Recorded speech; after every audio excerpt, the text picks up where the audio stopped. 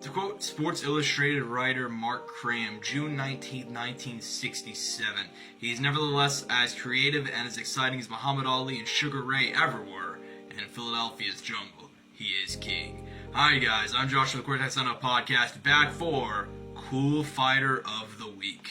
As I mentioned last week for the first episode, it's something I've wanted to do for a long time. There's a lot of cool guys throughout history that a lot of people don't know about, and not intentionally trying to highlight two boxers first. But that's just kind of the way it turned out, because Gypsy Joe Harris, born in 1945 in North Philly, he came up in the era of a lot of legends that grew up in around the same era, such as Smokin Joe Frazier. In fact, Smokin Joe and Gypsy Joe Harris were friends. They trained together. The difference is, while Smokin Joe Frazier was getting a lot of attention in the heavyweight division, fighting names such as Muhammad Ali in the late 60s, Joe Harris was competing all the way down to welterweight.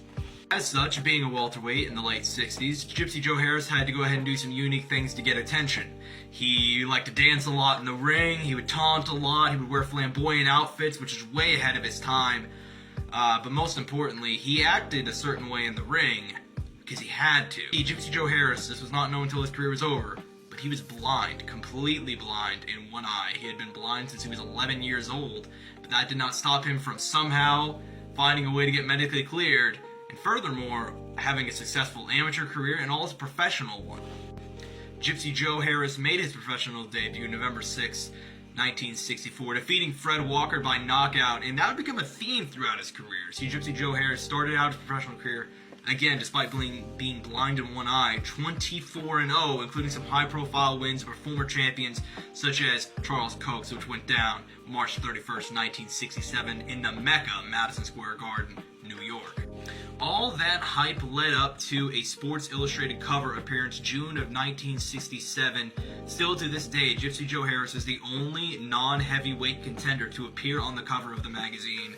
And that all led into the biggest fight of his career, 25th pro fight against former champion Emil Griffiths. This went down July 8th, 1968, and if Gypsy Joe won, he would get a title shot.